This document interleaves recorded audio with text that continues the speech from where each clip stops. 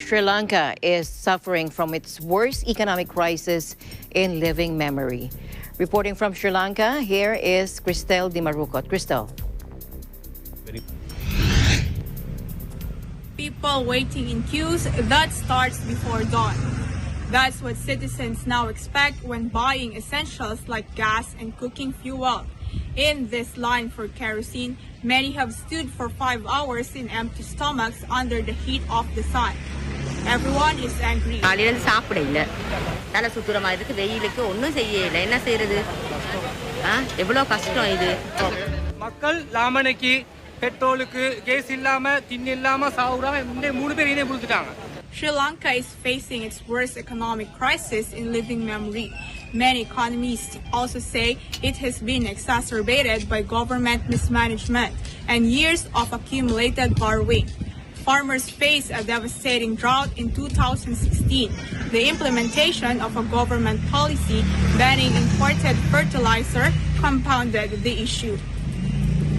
It was an attempt to make Sri Lanka the first organic farming nation, but instead farmers left their fields and food skyrocketed.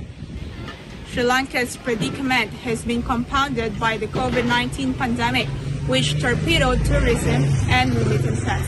Yes, I am expecting it to get a lot worse, and unfortunately they are unable to contain it because the people who created the crisis are very much still in charge of the economic management.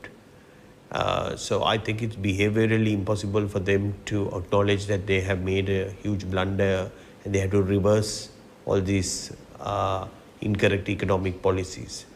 The state electricity monopoly said it enforced 13-hour power cuts from Thursday, the longest ever, because it did not have diesel for generators. Several state-run hospitals have stopped conducting surgeries as they have run out of essential life-saving medicine. I would definitely say this is the worst crisis since independence, just because while there have been crises, not to this magnitude and not to this level of disruption of the economy, the productive capacity of businesses to operate during power cuts and whatnot. It has impacts across the entire value chain.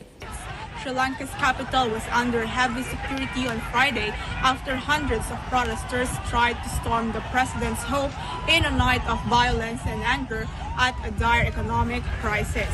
One person was critically injured and police said 5 officers were hurt in running battles. 45 people were arrested, and in the latest official data released Friday, it showed that inflation in Colombo hit 18.7% in March, the 6th consecutive monthly record. Food prices also soared a record 30.1%. Like the queues for basic goods, the problems here seem endless. Reporting from Sri Lanka, Cristel Di Marucot, back to you, Alma.